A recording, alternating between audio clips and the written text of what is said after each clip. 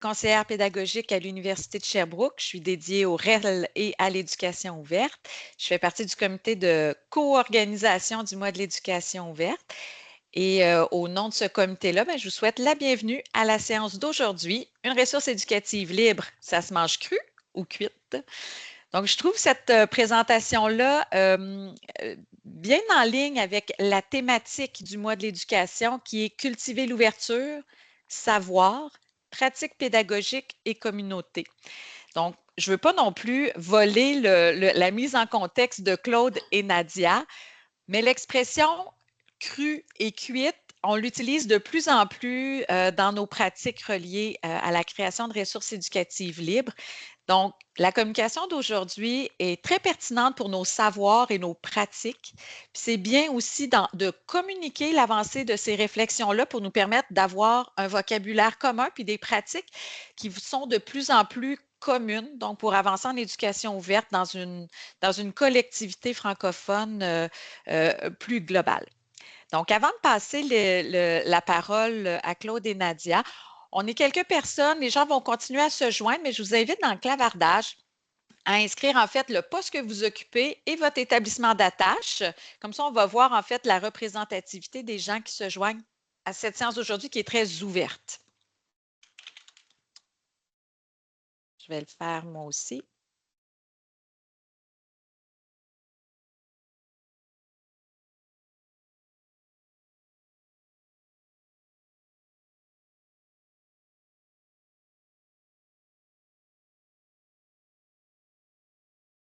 Alors, on a des bibliothécaires, universitaires, collégiales, des gens de Montréal, de Sherbrooke, des gens de Laval, d'organisation Strasbourg. Bonjour! Conseiller pédagogique, ingénieur péda aussi. Donc, on est dans l'interprofessionnel, sciences de l'information, Cégep, Saint-Jean-sur-le-Richelieu. Bonjour, bienvenue. Alors, c'est intéressant de voir que ce genre de communication-là intéresse sur des gens qui sont interprofessionnels, donc conseil pédagogique et bibliothécaire, interheurs, donc collégial, universitaire, francophonie, des gens de différents endroits. Alors, je laisse la parole à Claude et Nadia. J'invite les gens à écouter avec ouverture. Soyez confortables. Ici au Québec, c'est l'heure du dîner. On comprend si vous voulez manger à micro fermé. Aucun souci. Puis, merci de vous joindre à nous et je vais mettre dans le clavardage aussi le lien vers la programmation complète du mois de l'éducation ouverte. Si d'autres ateliers vous intéressent, n'hésitez pas à vous inscrire. À vous la parole. Alors, je vais commencer. Bonjour tout le monde. Claude Potvin, je suis conseiller en pédagogie universitaire à l'Université Laval. Mais je travaille avec les REL depuis maintenant 5 ans à peu près, parce que je suis collaborateur régulier à la Fabrique REL. Donc, pour l'ensemble des projets qui sont développés là, depuis 5 ans, on a quand même passé 60. Et depuis, comme le disait Marianne, l'expression cru et cuit, c'est quelque chose qui était dans l'air depuis quelques années, mais on l'utilisait, bon, parce que c'est une expression un peu rigolote, et puis les gens, on s'est aperçu que les gens, disons, adoptaient l'expression et comprenaient quand on utilisait l'expression. Alors, puis, on a voulu, Nadia et moi, explorer un peu d'où est-ce que ça vient, cette expression-là, puis c'est quoi la portée de la chose.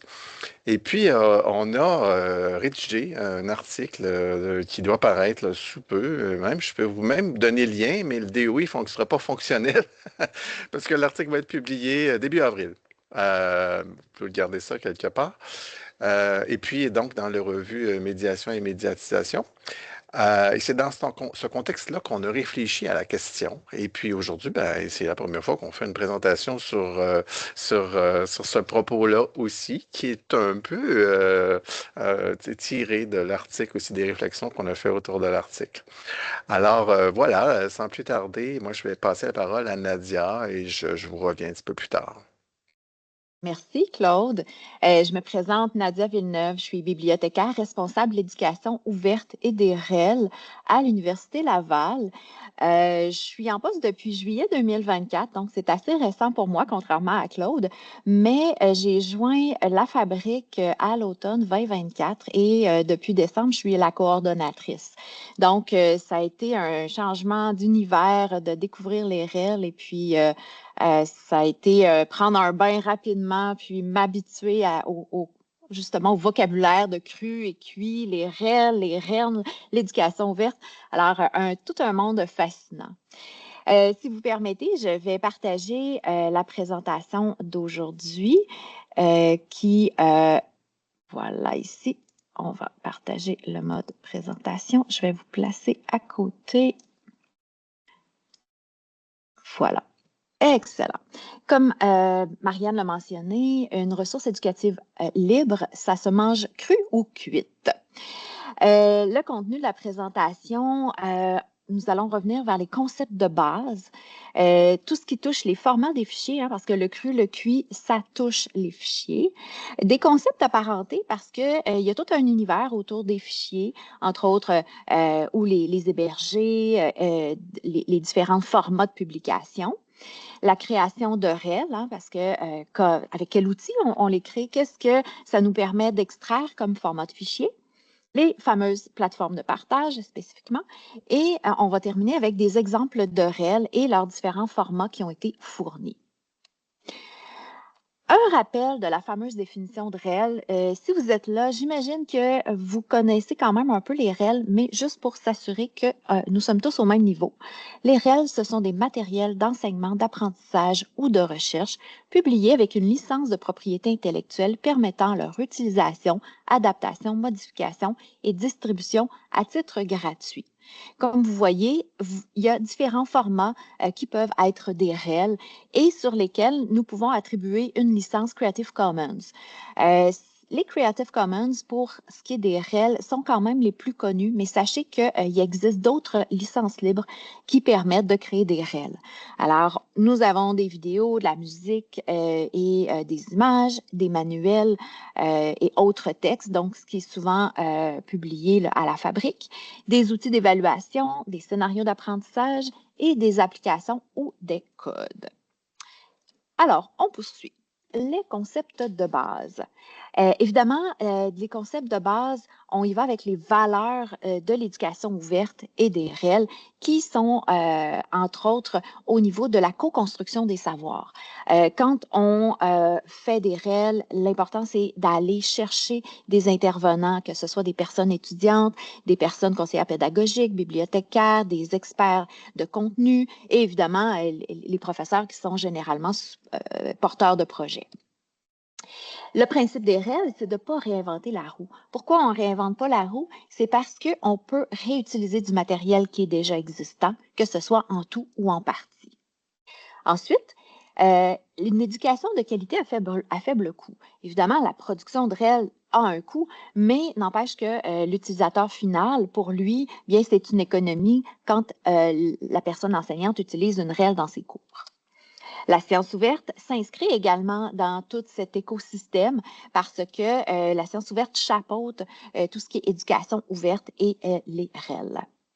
Enfin, l'équité, diversité, inclusion et accessibilité, ce sont des concepts qu'on entend depuis déjà quelques années, mais les REL et l'éducation ouverte permettent de faciliter cet élément-là. Un savoir, évidemment, c'est un bien commun. La société nous permet de nous éduquer, nous permet de produire des savoirs, alors on le retourne à la société avec les REL qui sont réutilisables selon la licence choisie. Enfin, le développement durable. Pourquoi le développement durable? Bien, je crois que vous allez mieux comprendre avec les prochaines diapositives. La consommation et la production responsable s'inscrit dans les objectifs de développement durable de l'UNESCO qu'on connaît. Évidemment, quand on parle de REL, on va tout de suite l'associer à éducation de qualité, hein, l'objectif 4. Mais vous avez également de réduction des inégalités. Hein. Si le savoir est un bien commun, on le redistribue par les REL de façon gratuite. Mais là où notre présentation d'aujourd'hui s'inscrit un petit peu plus pour ce qui est des ODD, les objectifs de développement durable, bien, c'est la consommation et la production responsable. Mais pourquoi? Bien, c'est parce que quand on prend, par exemple, la publication classique où on a un manuel imprimé qui date déjà de quelques années et que les informations ne sont plus à jour, qu'est-ce qu'on fait? Bien, on se débarrasse de ce manuel-là et on doit en produire un autre. Alors, le principe des REL, c'est qu'ils sont majoritairement en ligne et permettent une réutilisation, une mise à jour facile. Et alors, on est dans un principe de consommation et production responsable de l'information. Et là, j'ai parlé. J'essaie de vous voir à côté. S'il y a des questions, il ne faut pas hésiter, vous levez la main. Marianne peut m'interrompre aussi. Ou sinon, si vous êtes gêné ou la bouche pleine, vous pouvez utiliser le clavardage. On me fait un pouce, c'est génial. Les formats de fichiers, pour cet aspect, je vais laisser la parole à mon collègue Claude. Merci Nadia. Bon, on entre vraiment là, dans le cœur du sujet. D'où est-ce que ça vient, cette idée-là de cru et de cuit? Ben, surprenamment, c'est pas mal plus songé qu'on pensait. Ça vient, ça vient de l'anthropologue Claude Lévi-Strauss. On n'est pas du tout anthropologue, ni Nadia et moi, on connaît rien là-dedans. Sauf que le principe, en fait, c'est donc un anthropologue qui étudie les sociétés indigènes dans les années 40-50, très, très connu. C'est un belgo-français, en fait plus français que belge, je pense né en Belgique, mais très, très connu, Claude Lévi-Strauss. Entre autres, moi, j'avais connu un petit peu dans... C'est un structuraliste qui appelle, là, pour ceux qui connaissent ça, mais bon, donc ça vient un peu de là. Et l'idée de base dans ses écrits, dans le fond, c'est que c'est l'opposition nature-culture, comme c'est écrit. C'est-à-dire que l'homme transforme, l'humain transforme la nature et ça devient la culture. Et là, c'est sous toutes ses formes. Oui, ça commençait beaucoup par les aliments quand il visitait les tribus et les différents premiers peuples. Ça commençait beaucoup par cette question-là, mais ça va beaucoup au-delà de ça. C'est toute la notion d'artisanat, l'appropriation des objets, la façon dont on manipule les objets et on les transforme pour nos différentes utilités. On peut passer à la suivante. Et cette illustration-là, vous voyez, ça exprime un petit peu la transposition du côté des ressources éducatives libres. Oh, vous voyez le feu. Bon, c'est un four. Au début, ça doit être un feu primitif, mais nous, on a fait un four moderne. Et puis, on a le cru du côté gauche, le cuit de l'autre côté. Et c'est sûr qu'à la base, hein, c'est des aliments crus. On faisait une blague tout à l'heure en entrant, là, les carottes crues versus les carottes cuites. Bon, à la base, c'est aussi simple que ça. Sauf que du côté des ressources éducatives libres, ben, on va parler plutôt des sources, les composantes qui vont primitives, si on veut, entre guillemets, qui vont nous permettre d'élaborer des ressources plus complexes, donc transformer via, non pas le feu, mais via nos cerveaux, via les différents processus, différents outils qui sont créés par l'humain pour arriver à des objets plus complexes les manuels de cours, des modules interactifs, des scénarios d'apprentissage, des programmes, imaginez ce que vous voulez. On en a plein d'exemples, on va vous en montrer tout à l'heure aussi. Donc, c'est un peu cette idée-là de composantes de base versus les objets plus complexes. Et dans le contexte des ressources éducatives libres, ben, on a besoin des deux parce qu'on veut être capable de modifier les objets du côté droit, les objets cuits, qui, un peu comme la pâte dentifrice, ben, c'est difficile une fois que que la pâte dentifrice est sortie du tube de la faire revenir. Et modifier ces éléments-là, ces productions-là complexes, ça nous prend les composantes de base du côté gauche. Donc, c'est un peu, en résumé, tout le principe. On peut continuer. Ce schéma-là, qui est un petit peu, bon, qui est sur deux axes, c'est un petit peu plus complexe. On a encore le cru du côté gauche, le cru du côté droit, mais on a rajouté l'axe propriétaire versus ouvert.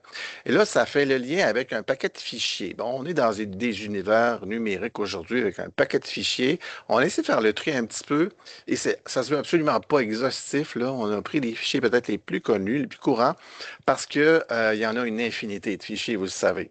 Alors, du côté des PDF, là, en bleu, les formats textuels, par les formats textuels, on a le PDF qui est le format QI, peut-être le plus courant aujourd'hui, versus des formats, le format cru, le plus courant aussi, qui est le DocX, hein. C'est un format Word, un format propriétaire, le format DocX. C'est pas un format ouvert, comme par exemple le ODT du côté de LibreOffice, que certaines personnes connaissent.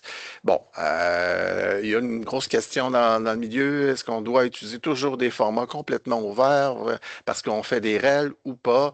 Bon, il y a différentes positions là-dessus. En général, avec la fabrique REL, en tout cas, on n'est pas extrémiste là-dessus. On dit quand c'est très, très utilisé, ben oui, utilisons-les. Ça ne posera pas trop de problèmes pour la réutilisation. Intéressant le code du PDF. Je veux juste m'attarder là-dessus. C'est une anecdote, mais c'est quand même intéressant de voir ça, que parfois, un format peut passer d'un format propriétaire à un format ouvert parce que PDF était propriétaire au début. C'était la compagnie Adobe, puis il y avait les droits, puis c'était très fermé, puis les spécifications, parce que n'étaient pas publiques. Parce que c'est ce que ça veut dire ouvert. C'est quand les spécifications d'un format deviennent ouvertes, donc accessibles aux autres, et on peut à ce moment-là créer des documents dans un format plus courant. Donc, c'est intéressant qu'il y ait eu cette évolution-là. Du côté des images, bon, le JPEG, PNG, des formats qui sont très, très populaires aujourd'hui, des formats qui sont quand même ouverts. Là, on a des formats aussi propriétaires, je ne les ai pas mentionnés, un format vectorien, SPG aussi, qui est ouvert aussi, mais du côté du vectoriel. On peut continuer. Les formats de sonore, hein, le MP3, tout le monde connaît ça, bien sûr. On connaît moins le format FLAC, là, qui est un FLAC, qui est un format d'audio non compressé. MP3, c'est compressé, hein. Vous savez, des fois, quand on compresse beaucoup des MP3, là, des fois, on perd la qualité. Format FLAC, on ne perd pas de qualité. Évidemment, il y a plein de formats propriétaires aussi que je n'ai pas mentionné ici. Disons, du côté des REL, c'est les formats qu'on va voir. Du côté des vidéos, c'est un peu la même chose. C'est plus compliqué que ce que j'explique ici, là, parce qu'il y a des histoires de codec pour les personnes qui connaissent, qui sont un peu le moteur pour créer des formats MP4. Les MP4, puis les MP3, ça s'appelle des conteneurs. En fait, c'est un format ouvert. Mais le codec qui permet de les créer, ça peut être propriétaire. Bref, c'est un petit peu plus compliqué que ça. Donc, de façon générale, les MP4 ou les MP3 peuvent être libres ou pas, hein. On parle juste des formats ici. Donc, mais c'est quand même les formats les plus connus. Et on a aussi les formats, évidemment, là, multimédia. On connaît tous PowerPoint qui est extrêmement utilisé encore de nos jours, bien sûr. Mais ces dernières années, Geniali, Canva, Miro, c'est tous des applications web qui sont devenues très, très, très populaires. La particularité, on se pose souvent la question, est-ce qu'on peut l'utiliser dans un contexte de réel? Parce que, bon, c'est semi-payant la plupart du temps, ces applications-là. Mais la variable, c'est encore, est-ce que c'est beaucoup utilisé ou pas? La particularité qu'ils ont aussi, c'est que c'est en ligne. Il n'y a pas de format d'exportation propriétaire. C'est-à-dire que tu ne peux pas sortir un format Geniali. Mettons que tu crées un Geniali, tu peux sortir un PDF, tu peux sortir, quand tu as souvent, ça prend un abonnement payant pour faire ça, sortir un format d'image, mais il n'y a pas de format propriétaire de ces applications-là. Donc, c'est une façon pour elles, d'avant, ces compagnies-là, qu'on soit un peu dépendant. Donc, il faut prendre ça il faut être conscient de la chose lorsqu'on choisit les formats. Et je pense qu'il nous en reste juste un, c'est celui de la programmation. Bon, la programmation, en général, les langages que les gens vont utiliser, du HTML5 avec du JavaScript, du Python, le Markdown, c'est des langages carrément très, très ouvert. En général, c'est du côté, je pense qu'on est plus avancé du côté des langages. Il existe des langages propriétaires, mais la plupart du temps, dans les REL, c'est vraiment du code, du langage ouvert. Alors, je fais un petit peu le tour des différents formats de fichiers. Voilà. On peut passer à Merci, la Claude. suivante. Oui. Maintenant, les concepts apparentés, parce que, évidemment, il y a tout un écosystème autour des formats. On pense entre autres au libre accès ou au gratuit. Tu sais, quand on est en train d'utiliser des ressources, on ne se pose pas trop la question quand on y a accès gratuitement ou encore quand on utilise les bases de données de notre établissement, mais il y a quand même des nuances à tenir compte. Par exemple, les ressources libres ou ouvertes, bien, elles permettent une réutilisation, modification et un partage tant que les conditions de leur licence ouverte sont respectées. Alors, c'est entre autres avec les consignes des licences Creative Commons qui nous permettent de réutiliser en respectant le choix de la personne créatrice. Quand on parle de libre accès, là, il y a une petite différence parce que selon le Budapest Open Access Initiative en 2019, c'est la mise à disposition gratuite en ligne d'articles scientifiques évalués par les pairs sans barrière financière, légale ou technique. Cela signifie que tout le monde peut lire, télécharger, copier, analyser ou réutiliser ces textes librement. Mais voyez-vous qu'il n'y a pas la notion de modification. Et finalement, gratuit, hein, c'est que plusieurs ressources sont disponibles gratuitement sur le web ou via des bases de données en abonnement par la bibliothèque, mais ça ne veut pas dire que ce sont des REL, parce que justement, il y a quelqu'un en arrière de nous qui paie des abonnements et en tant que membre d'un établissement, on y a accès gratuitement. N'empêche que si on adopte ce genre de ressources-là, par exemple, dans une classe, bien pour la personne étudiante, c'est des frais qu'ils n'ont pas besoin de débourser. Alors, c'est quand même avantageux d'utiliser ces ressources-là. Ensuite, il y a la notion de évolutive ou figée. Puis là, vous allez dire, ouais, mais c'est pas tout à fait, OK, à quoi ça consiste? Bien, quand on parle de ressources figées, donc là, ma petite illustration de mannequin, hein, on ne bouge pas, c'est que les documents sous droit réservé sont considérés comme terminés, puis terminés dans le sens qu'ils sont fixés, ils ont été publiés, ils ont été édités, que ce soit en version papier ou numérique, et la personne autrice peut dans les cas où il y a besoin de faire une nouvelle version, une nouvelle édition. Mais évidemment, cette nouvelle édition-là va être dans les mêmes conditions figées. Donc, s'il y a une modification à faire, il faut revenir vers une nouvelle version. C'est un peu tout à l'heure que ce que je vous expliquais avec la publication classique. Et quand on parle de publication, on peut penser aussi pour un manuel, au Canada, hein, il y a tout l'aspect d'attribution d'un ISBN et le dépôt légal. De la façon que ça fonctionne, c'est que c'est l'idéal pour une version figée parce que le ISBN et le dépôt légal va se faire sur une version fixe du document. Quand on parle de documents papier, hein, on le sait, bon, on fournit à la BANQ deux exemplaires. Mais quand on parle de documents numériques, bien, la BANQ a besoin d'un document PDF pour, disons, enregistrer et placer dans son catalogue. Donc, quand on parle des REL, c'est un petit peu difficile à faire coordonner ces éléments-là. Ensuite, vous avez les ressources évolutives. Évidemment, hein, dans ce cas-ci, on parle des réels qui ont une nature évolutive par l'interaction continuelle des personnes contributrices ou par d'autres personnes. Donc, que ce soit les co-auteurs de la REL ou encore des personnes utilisatrices d'autres milieux. C'est une évolution qui va être constante, un peu comme les blocs Lego. Hein, ça ne fait pas notre affaire, on enlève un bloc puis on fait quelque chose d'autre avec. On a aussi dans le monde anglophone les Creative Commons qui vont parler, eux, de living documents en décrivant les REL parce que justement, ils sont évolutifs, ils vont pouvoir bouger sans avoir à se soucier du principe de, bon, on doit faire une nouvelle publication. Donc, constamment en mouvance. Est-ce que ça va de ce côté-là? Je ne vois pas de main levée. Excellent. création de REL. Je vais laisser la parole à mon collègue. Ton micro, Claude. On a parlé tout à l'heure des formats, on vient de parler de la notion de REL évolutive.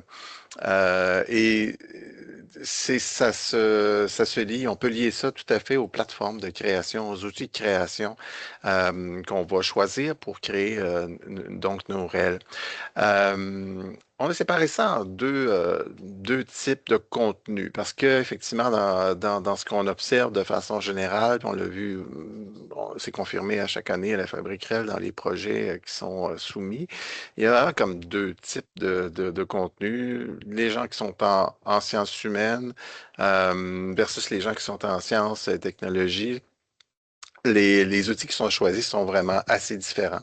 Alors, du côté gauche, on a les outils relativement simples, courants. Il y a la suite Office ou LibreOffice pour les personnes qui préfèrent. Donc, des outils de bureautique standards que tout le monde connaît, que tout le monde utilise de façon générale. Donc, des formats, on disait certains formats propriétaires là-dedans, mais très, très, très connus. Donc, à la portée de monsieur, madame, tout le monde, qui permettent d'intégrer différents types de contenus de façon générale. On a aussi des outils pour tous ceux qui utilisent H5, pour Moodle, ben, il y a H5P, l'extension qui permet d'intégrer des contenus interactifs. Et Genially aussi, qui ne s'intègre pas nécessairement à Moodle ou aux plateformes de gestion de contenu, mais qui permettent de créer des objets interactifs externes.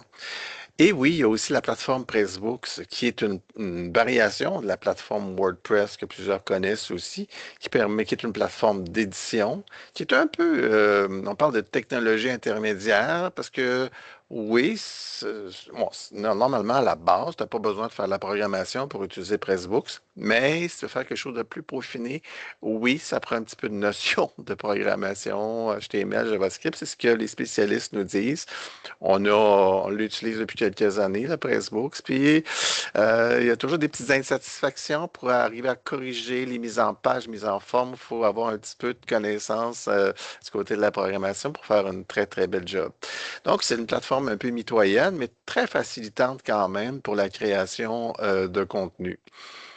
Et puis, du côté de la science, ben là, on est plus dans les plateformes, on est plus dans la programmation. Là, on est vraiment la plupart des manuels qui sont créés parce que, bon, il peut y avoir aussi des activités interactives qui sont pas extrêmement complexes, mais on a plusieurs manuels qui ont été créés. On va montrer un exemple ou deux tout à l'heure, de centaines de pages, et c'est quand même programmé avec souvent avec du Markdown, un langage relativement simple, pardon, de codage.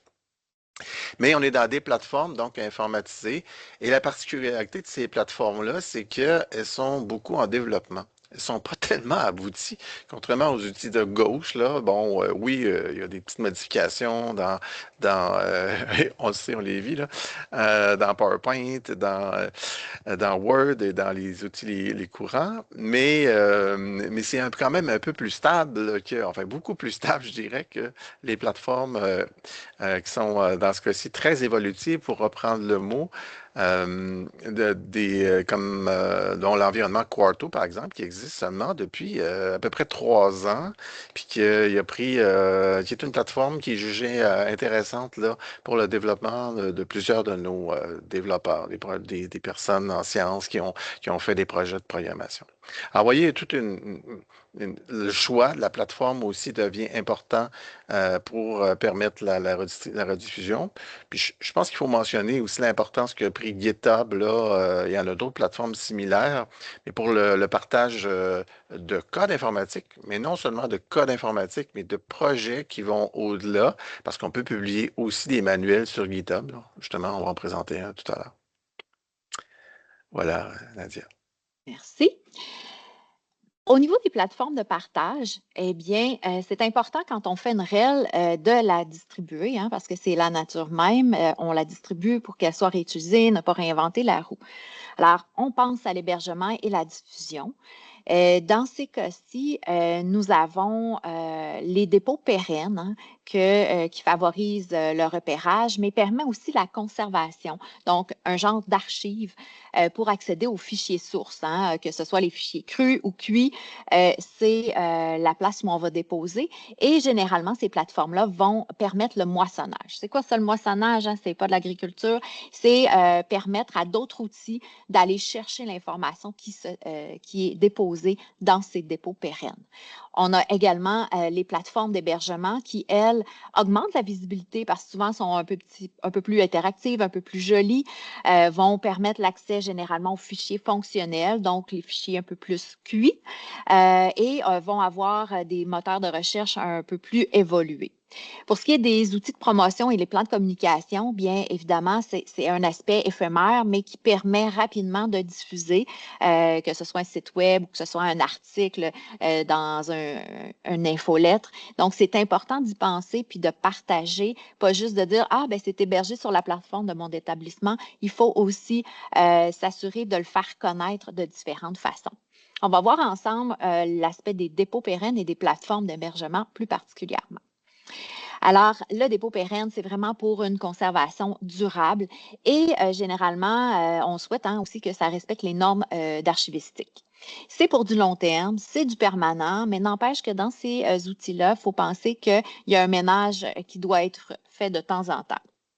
La caractéristique, on va avoir des métadonnées normalisées selon les dépôts, des outils de recherche qui vont quand même être très efficaces, des options de moissonnage qui vont être facilitants pour les autres ressources et des ressources complémentaires, parce que là, on va avoir des fichiers, on va avoir des zips, on va avoir des types de documents, soit des docs, des PowerPoint, des MP4, MP3, donc un peu tout ce que Claude vous a présenté tout à l'heure, et avoir la possibilité d'un DOI, donc un identifiant unique pour repérer facilement l'outil.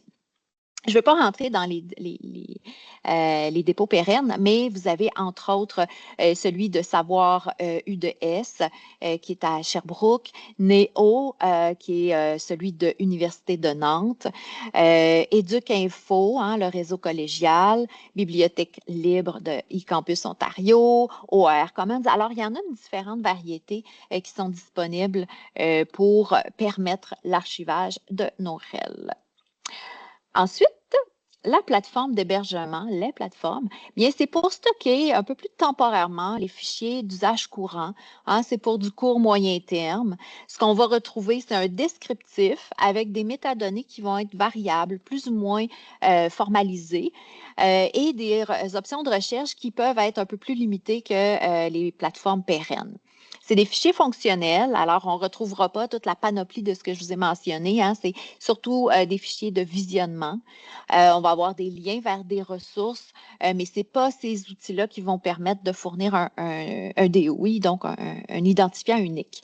On parle à ce moment-là de sites web, de projets, des sites d'organisation, donc de diffusion, entre autres comme YouTube, Balado Québec, GitHub, GitLab, parce que c'est des outils qui permettent la production des REL, mais ce n'est pas des plateformes d'hébergement pérennes.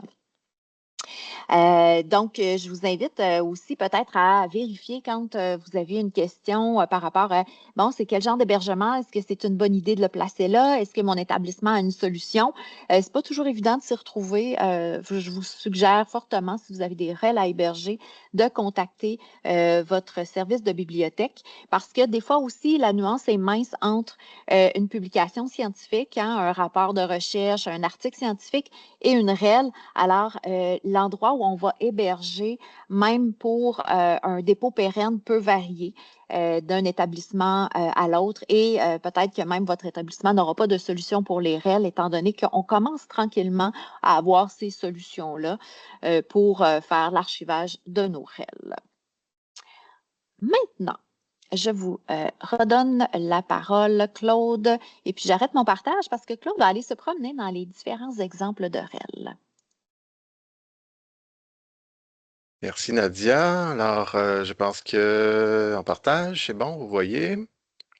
Je pense que le temps nous le permet, je vais vous montrer 4 exemples, justement, de comment ça se présente pour ces ressources-là en version crue versus la version cuite.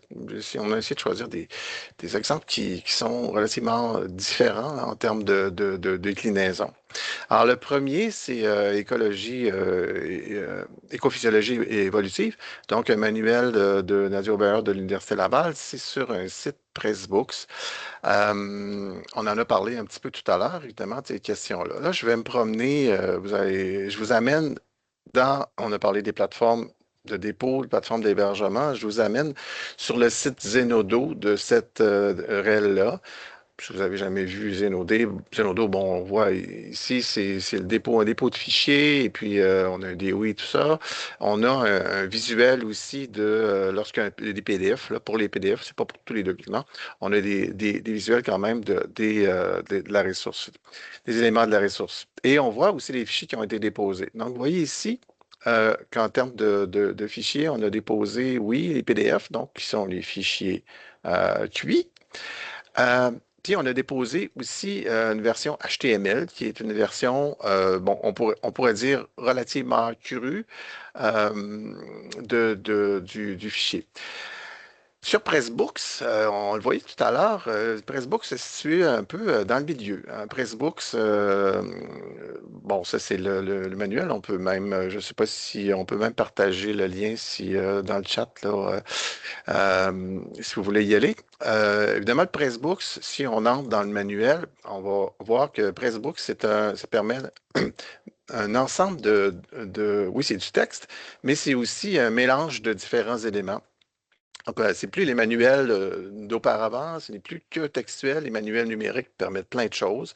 Oui, il y a des hyperliens internes, entre autres, mais aussi l'intégration d'images. Ce manuel-là est particulièrement riche en contenu, notamment justement en images, mais aussi en d'autres types d'éléments. Vous voyez des images et tableaux. Par exemple, une interaction H5P. C'est sûrement un objet H5P ici. L'intérêt d'H5P, c'est qu'on peut le modifier aussi, le télécharger en cliquant We Use, puis le télécharger. Donc, c'est quand même intéressant en fichier .h5p. Donc, c'est intéressant. On a l'accès à la source, donc au fichier cru de H5P.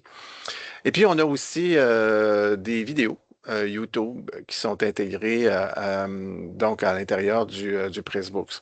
Idéalement, on pourrait dire que toutes les sources devraient être accessibles en version crue aussi. Dans les faits, on ne l'a pas toujours de la part des créateurs, l'accès à toutes les sources. Puis, entre autres, lorsqu'on fait des vidéos, les sources, c'est très, très lourd. Donc, on se pose toujours la question, jusqu'à quel point là, on va donner les sources pour les vidéos? Souvent, ben, les gens vont récupérer le fichier MP4, peut-être couper des morceaux, mais de là à le rééditer, c'est plutôt rare. Pour les images, par contre, ça peut être possible. Alors ça, c'était le premier exemple. Donc, on voit une déclinaison des fichiers Pressbooks. On a les sources, oui, en H5P. On a une version HTML qui permettent quand même d'aller travailler le contenu. Et l'avantage de Pressbooks, ce qui n'a pas été dit, là, c'est qu'on peut faire une copie du manuel. Donc, à la fois, c'est semi-cru, semi-cuit, parce qu'on peut modifier le contenu Pressbooks. Donc, c'est quand même intéressant Pressbooks pour ça, même si on n'a pas accès nécessairement au contenu brut en DocX. On ne peut pas exporter en DocX à partir de Pressbooks. On peut travailler sur l'HTML, par contre. Le deuxième, exemple, c'est Philippe Aparicio de l'Université de Sherbrooke. On est plus, un cas de programmation dont je parlais tantôt. On est sur GitHub. Donc, méthode quantitative en sciences sociales, et Philippe a produit soit en premier auteur, soit en collaboration, quatre manuels un peu similaires. Donc, dans ce cas-ci, on est en programmation Markdown pour créer les manuels. On parle de programmation, mais le résultat est véritablement un manuel. Et il y a aussi des images qui ont été créées avec Adobe Illustrator. On a pas parlé du format tantôt d'image Adobe Illustrator, mais évidemment, c'est très, très connu, ce logiciel-là. Mais c'est un logiciel propriétaire. Alors, les autres, ils ont fait le choix quand même d'utiliser Adobe Illustrator. Si on va voir de quoi il en retourne, je vais essayer de me débarrasser de ma barre d'outils qui me gêne. Donc, Philippe Aparicio, du côté du dépôt, ben, on a déposé un PDF, donc la version cuite, et on a déposé aussi les sources qui sont, dans le fond, la programmation ARMD, donc Markdown. Donc, on peut aller jouer dans le code directement si on veut modifier des choses, puis des fichiers JavaScript, là, on voit les extensions. Dans les faits, tout ça est déposé sur un site GitHub. Et puis, ça se présente comme un manuel très joli, hein, dans lequel on peut naviguer avec une barre du côté de navigation sur le côté, avec des images aussi qui ont été créées, on disait tantôt, avec Adobe Illustrator, etc. Donc, manuel très riche. Ça ressemble un peu à ce qu'on a vu tout à l'heure avec Pressbooks, finalement, mais c'était programmé en Markdown. Donc, on est vraiment plus dans le code. Et au bout du compte, si on veut aller chercher le code qui est déposé, ben, le site GitHub lui-même, vous voyez, on a la suite de tous les fichiers qui sont là.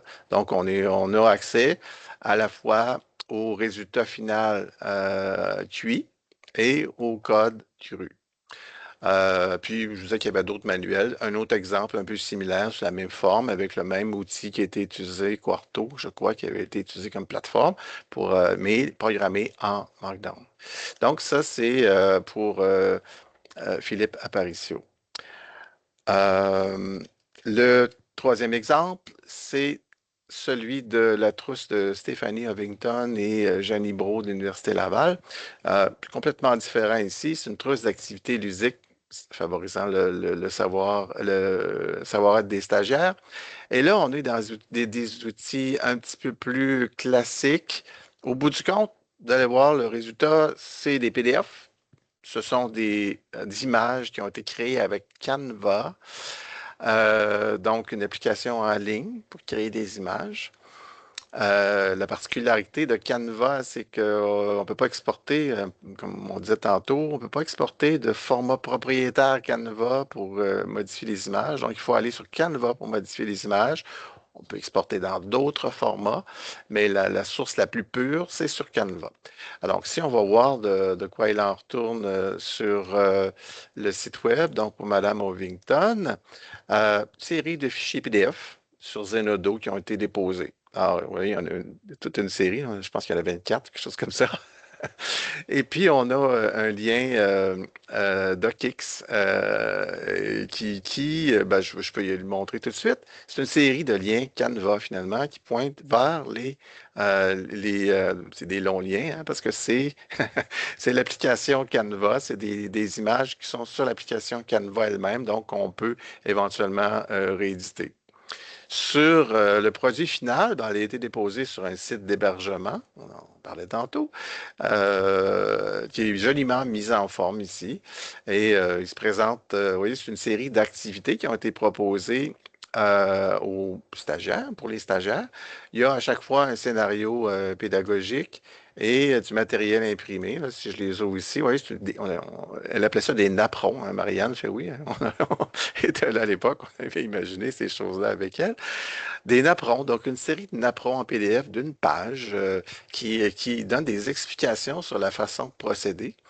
Et puis, ce sont des activités hein, qui étaient élaborées, et puis une série de cartes qui étaient à imprimer, des cartes qui devaient être ensuite découpées. Hein. C'est un matériel semi-numérique, mais utilisé en format pratico-pratique imprimé. Finalement, le dernier, je vais refermer celui-ci, le dernier exemple, c'est celui de physique appliquée en radiodiagnostic. Ça, c'est un projet du Cégep Édouard-Montpetit. C'est un projet de manuel qui a été développé sur 2 années avec la Fabriquerel. Essentiellement, bon, ça se traduit en des PDF. La technologie utilisée, vous vous rappelez, c'est plutôt du côté gauche, plutôt simple. Là, c'est des DocX et des PDF, des fichiers Excel.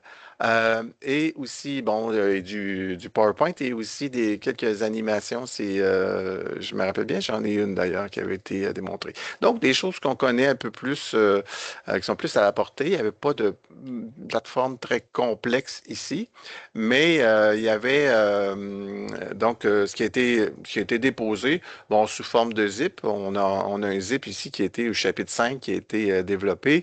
Vous voyez, c'est des JPEG, du PDF, la source en DocX. C'est toujours un petit peu comme ça, donc plutôt classique. Mais on a, au bout du compte, un beau manuel qui a été développé. Donc, il se retrouve bien intégré oui, par chapitre, mais ici, il est intégré en un format PDF, plus classique, là, dont un format manuel qu'on connaît. Donc, pas nécessairement interactif, sauf que il y a une couple de liens vers des animations. Vous voyez, c'est quand même bien fait, c'est joli, des beaux graphiques qui ont été euh, créés aussi. Ils ont été chercher aussi des animations euh, qui existaient déjà. Je ne me rappelle plus la source exacte aux États-Unis. Là, je pense que c'est PHET. Et ils l'ont traduit parce que la licence le permettait, donc ils ont traduit les animations et donc ce sont des ressources complémentaires au manuel papier. Donc, vous voyez, encore une fois, là, c'est un ensemble on a une bonne complémentarité entre la version cuite et la version crue. Donc, si quelqu'un veut reprendre pour celle-là, pour cette ressource-là, ou les 3 autres que je vous ai présentées, veut modifier la ressource, on a ce qu'il faut dans la version crue, dans les fichiers crus, pour aller modifier la ressource. Donc, c'est d'où l'importance, là, à chaque fois, non pas seulement, évidemment, de présenter la ressource en format finalisé, cuit, abouti, mais aussi les sources. Donc, je pense on a de bons exemples pour illustrer le propos. On est rendu à la fin, on est rendu à la discussion maintenant. Je ne sais pas s'il y a des questions dans le clavardage ou des choses qui n'étaient pas claires, on a passé quand même plusieurs concepts aujourd'hui dans ces notions-là autour du cru et du cuit. Alors, on peut peut-être prendre le temps de Ouais, discuter puis, avec vous. comme vous avez pu voir également, c'est que tu sais, c'est pas juste de dire ah ben je fournis un format qui est modifiable ou non modifiable. Il y a tout un écosystème autour de ça, les raisons pour lesquelles c'est important, où les placer, comment les placer. Tu sais, fait que c'est pas juste du cru du cuit. Marianne, tu as levé la main. Oui, mais dans un premier temps, merci pour la présentation. J'ai trouvé ça très clair. Ça met puis avec les exemples, c'est très complémentaire aussi à ce que vous aviez présenté, la schématisation cru, cuit, libre propriétaire. Je trouvais ça très intéressant. J'ai particulièrement apprécié, c'était Nadia quand tu parlais d'une version qui était figée versus une version évolutive, parce que quand on aborde des personnes qui souhaitent partager leurs ressources, mais des fois, c'est difficile de comprendre. Oui, mais moi, j'aimerais ça qu'il y ait d'autres personnes qui viennent. Puis là, ben, toi, ton format, c'est davantage pour une version qui est figée. Ou ben, toi, en fait, je trouve qu'on est souvent devant des cas de figure qui sont différents, qui sont variés, selon aussi les domaines disciplinaires et les habiletés techniques ou technologiques là, des gens. Donc, ça, j'ai trouvé ça bien. Je trouve que ça met bien les concepts en place facilement réutilisables. Et devant la démonstration, les derniers exemples, j'ai trouvé ça vraiment frappant. L'importance du design pédagogique en amont pour effectuer les choix technologiques, mais aussi en prévision d'une diffusion qui est organisée. Sinon, dans les projets d'envergure, il faut souvent détricoter, revenir en arrière, revenir en avant. Donc, je trouve que la manière dont vous l'avez expliqué, là, ça met vraiment l'emphase sur l'importance d'une bonne conception, puis d'avoir en tête aussi les médias en vue d'une diffusion. Donc, c'est, tu sais, c'est tout à fait faisable. Moi, je suis favorable là, au libre, évidemment. On Mais espère.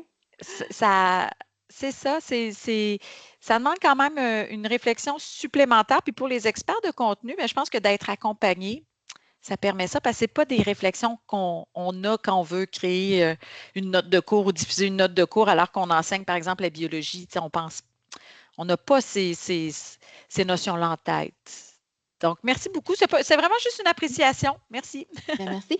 Mais ça permet de faire du pouce sur ce que tu dis ou de consulter les personnes professionnelles qui sont dans vos établissements, qui ont une compétence et qui savent ce qui est disponible. Puis, vous avez vu avec les présentations de Claude aussi qu'il y a une ribambelle hein, de fichiers. Donc, il faut toujours penser que nos fichiers, même si on a un livre entier, bien, c'est bien de les séparer par chapitre parce qu'ils vont plus facilement être réutilisés ailleurs et de penser dans chaque chapitre, chaque fichier, de répéter la licence qu'on a choisie. Parce que ça évite justement que la personne utilisatrice au bout ne sache pas trop, l'utilise mal, le cite mal. Alors, bien important, quand on compartimente comme ça nos documents, de s'assurer que l'information soit clairement indiquée dans chaque fichier. J'aimerais, Marianne, rebondir sur l'idée de notion de réel évolutive. C'est quelque chose qui m'interpelle beaucoup ces temps-ci, puis plus j'en fais, là, ça fait quand même 5 ans. Puis d'abord, c'est une préoccupation qui vient beaucoup, beaucoup des personnes porteuses de projets. Comment je vais leur faire évoluer ma ressource dans le temps? Il y a deux aspects là, qui me semblent importants. La plateforme de dépôt, c'est super, mais c'est pas l'idéal. Hein, c'est pas une plateforme évolutive. On peut faire du versionnage tout au plus. Puis ça, c'est super, là, mais ça reste des photos, du statique par-dessus statique par-dessus statique. C'est pas évolutif. Donc, c'est pas l'idéal. Par exemple, avec les projets dans les collèges, on n'a pas de plateforme. On n'a pas de plateforme. En tout cas, peut-être éventuellement Pressbooks, qui est une plateforme vraiment évolutive, parce qu'on peut modifier quand on veut. Les gens qui développent sur GitHub, GitHub, c'est carrément évolutif, puisque ça se met à jour aussi, puis les gens, il suffit de cliquer sur un bouton pour rendre la nouvelle version accessible. Mais c'est très, très important de tendre vers graduellement. J'espère que ça va évoluer différents environnements qui vont permettre le développement de règles évolutives. Puis il y a l'autre aspect là-dessus aussi qui est très important, c'est l'aspect collaboratif dans les plateformes. C'est pas présent évidemment sur Zenodo. On place ça, puis c'est une personne qui a le compte et tout. Mais sur GitHub, les gens peuvent faire des commentaires, peuvent faire évoluer la chose. Pressbooks ne permet pas vraiment ça. Là. Ils ont cherché des façons de faire, des petites notifications, mais ne permet pas. Ça prend vraiment des plateformes collaboratives pour faire évoluer les ressources éducatives. Là, moi, je vois ça d'ici 5-10 ans. Il y a vraiment un besoin dans ce sens-là. Et puis, d'autant plus dans le contexte où l'évolution, là, ça rime avec intelligence artificielle. Ça va tellement vite, on a besoin de faire évoluer les ressources. Ça nous prend des plateformes. J'espère que ça va évoluer dans ce sens-là. Qu'on va sortir du paradigme là, des versions figées. Non, on a besoin de versions qui évoluent. Alors, questions, commentaires. Marianne a partagé le lien vers notre future publication d'articles. Alors, si ça vous tente d'aller en lire un petit peu plus, conservez le lien. Puis, normalement, dans le courant du début du mois d'avril, hein, Claude, dans la revue Médiatisation. Médiation et médiatisation. Médiation et C'est un médiatisation. exercice de prononciation. Oui, j'inverse toujours. J'ai une anecdote, là, s'il n'y a pas d'autres commentaires. C'est pour un prochain article, Nadia. Je t'en ai pas parlé, mais c'est parce que OK. tout à l'heure, je révisais mes notes en fonction de la notion de cru et de cuit. Et une notion connexe à la notion de cru et de cuit qu'aurait exploité aussi notre anthropologue, c'est la notion de pourri. Ah! Intéressant, j'aime ça. Alors, OK. quand j'ai lu ça, j'ai dit, est-ce que pourri, c'est dans le sens d'une réelle pourrie? Là, ça se peut. Il y en existe des ressources pourries, mais c'est pas dans ce sens-là. C'est plutôt que mais disons, on prend la métaphore de la carotte finit par Oui, pourrir d'elle-même. ça. Là, j'ai dit, ah oui, il y a un beau parallèle à faire avec le savoir, là, les connaissances qui sont pas distribuées, qui sont pas mises en forme, qui sont pas distribuées dans le monde. Alors, il y a beaucoup de connaissances qui se perdent, puis ça, c'est dommage. Peut-être qu'on pourrait faire le Ben lien oui, avec les connaissances que les profs font dans leur propre petit leur environnement, leur cocon cocon, et ouais. qui finit par pourrir. Ouais. Mais bref, Marianne parle piste. d'obsolescence aussi, là, donc d'élagage de documents numériques hein, qui s'accumulent sur le web. C'est un aspect aussi hein, qu'on oublie beaucoup. Puis pour les Ouais. bibliothécaires, hein, tu sais, c'est toujours le mal nécessaire d'élaguer, mais dans le numérique, on y pense pas, puis c'est important également. Ah, c'est une notion porteuse, finalement, hein? Oui, oui, oui, il y a du développement à faire. Vous allez nous revoir l'année prochaine. Bien, écoutez, je pense que Marianne, hein, ça peut faire le tour. S'il y a quoi que ce soit, n'hésitez pas à nous contacter, consulter les ressources qu'on a partagées également. Puis, au besoin, vous pourrez revoir l'enregistrement là, sur la chaîne YouTube de la Fabrique qui va être déposée sous peu. Et la programmation complète. Parfait. Alors, ben, je vous remercie, Nadia et Claude, pour cette présentation qui était vraiment intéressante, enrichissante. C'est venu asseoir la Merci. notion cru et cuit. Oui, hein? Et j'ai bien hâte de voir la suite là, pour je ne veux pas dire pourriture, mais il y a quelque chose à continuer dans l'analogie. Très intéressant, enrichissant. Merci tout le monde. J'ai remis le lien de la programmation du mois d'éducation ouverte. On est à peu près au milieu du mois. Ça se passe bien. N'hésitez pas à vous inscrire à d'autres activités ou à promouvoir auprès de vos collègues ou vos réseaux. Il reste encore de très belles communications à venir. Sur ce, je vous souhaite une très belle journée et à bientôt. Merci. Bientôt. Au revoir.